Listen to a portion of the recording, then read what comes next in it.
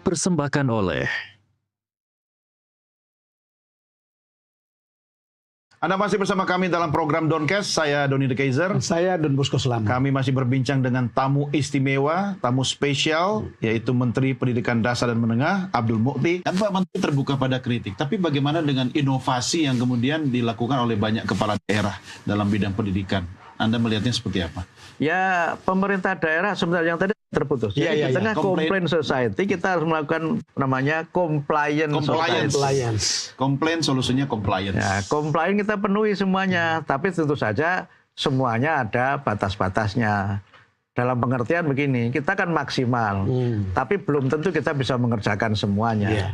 Jadi ya banyak hal. Karena kita juga tidak boleh kasih janji-janji kosong, Mas. Betul.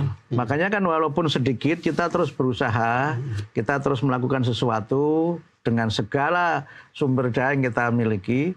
Dan saya melihat setiap masalah bukan sebagai problem, tapi sebagai challenge, sebagai tantangan. Saya punya filosofi begini, Bang. Ini filosofi orang desa ini.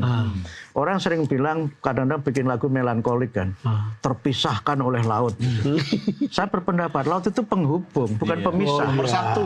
Itu soal mindset tuh. Nah, itu yang kita bangun. Jadi laut itu bukan pemisah, tapi pemersatu. Dan jangan lupa, daratan itu bisa saja ada pulau-pulau, tapi laut seluruh dunia nyambung loh, Bang. Betul. Ombak yang sekarang ada di Jakarta bisa jadi sudah pernah di Argentina atau mana. Jadi dia menyatu. Itu terhubung. Iya, itu nggak pernah terbayang ketika saya ada kegiatan bersih laut di Bali. Terus ada pernyataan, ini sampahnya kok banyak begini. Iya Pak, kiriman dari Amerika. Begitu. Jadi kita nggak pernah bayangkan sampah yang dibuang orang Amerika itu suatu saat sampai di Bali. Karena laut itu tidak terpisahkan. Disitulah cara kita melihat masalah. Gitu. Kalau kita lihat laut sebagai pemisah, ya menyerah kita give up. Tetapi kalau kita sebagai penghubung, maka kita melihat ada harapan pulau seberang. Selalu enak. Soal tadi sebelum terus itu. Ya, inovasi di daerah. Gangguan nggak itu Pak Menteri? Enggak. Menurut saya memang ada kewenangan itu. Sepanjang tetap mengacu pada nasional. Misalnya begini, ada kan kepala daerah yang membuat aturan masuk jam 6.30. Ya nggak apa-apa, di Jakarta juga sudah lama masuk 6.30 kan. Awalnya dulu kan ya suaranya macam-macam kan, saya kan mengikuti kan. Alasannya kan bisa diterima kan.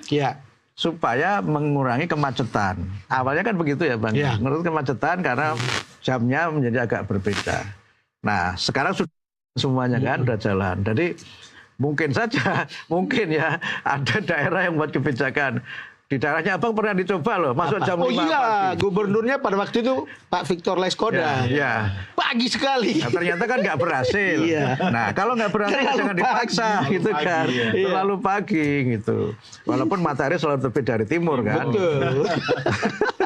Tapi terbitnya kan tidak jam 5. Mas Menteri, ini kan ada beberapa gagasan dari Pak Prabowo tentang sekolah rakyat. Betul. Dan sekolah Garuda, sama apalagi satu ya, kalau kita lihat yang seperti ini, di dalam pikiran Mas Menteri, apa terjemahan dari cara Pak Prabowo berpikir? Kalau lihat sekolah rakyat kan untuk yang miskin, tapi dapatkan yang untuk bisa dapatkan sekolah yang bermutu. Kemudian ada sekolah Nusantara, bahkan mengembangkan yang namanya Garuda.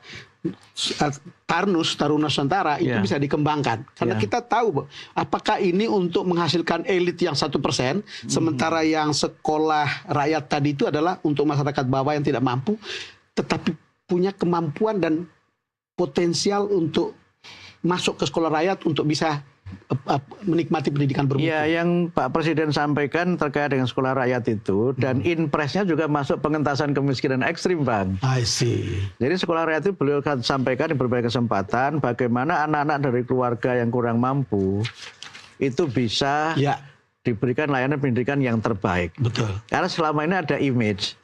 Kalau pendidikan yang anak tidak mampu itu pendidikan yang ala kadarnya.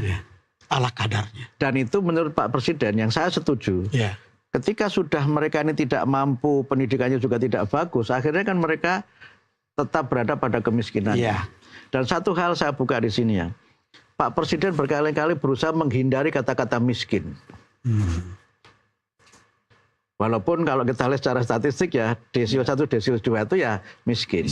Sampai di rapat kabinet kami meyakinkan beliau, Pak Presiden, tidak ada yang salah dengan istilah itu. Karena Undang-Undang Dasar menyebutkan fakir, miskin, dan anak terlantar dipelihara oleh negara. Jadi tidak salah. Tapi beliau mengatakan, tapi saya tidak nyaman dengan istilah itu. Tapi akhirnya kemudian kita sepakat di rapat itu, rapat terbatas menggunakan kata-kata sekolah rakyat yang memang untuk desil 1 dan desil 2. Sebenarnya di dalam sistem yang kami kembangkan SPMB itu Bang, itu jalur afirmasi. Itu kan untuk 2 kategori. Mereka yang berkebutuhan khusus dan mereka yang memang dari keluarga tidak mampu. Tapi ini kan tidak cukup. Tidak cukup. Nah, akhirnya kemudian ya ada solusi Pak Presiden itu untuk mereka di sekolah rakyat, tapi diberikan pendidikan yang terbaik.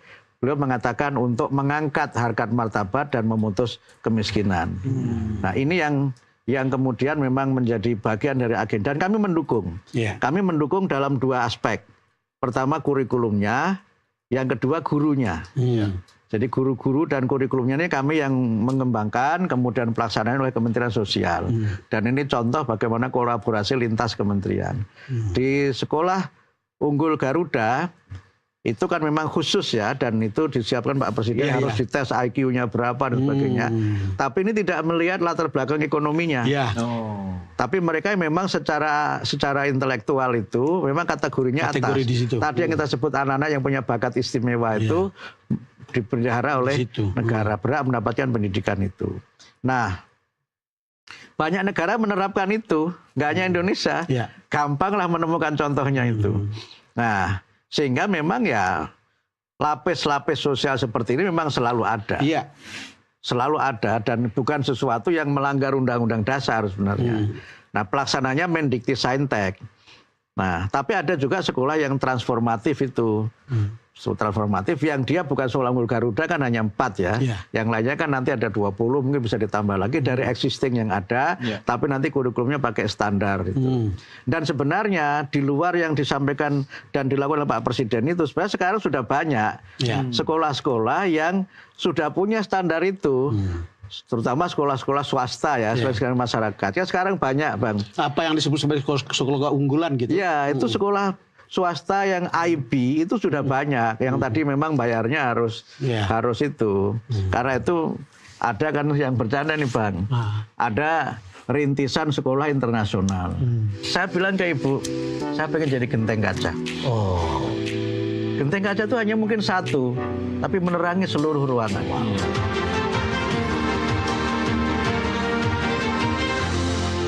Dipersembahkan oleh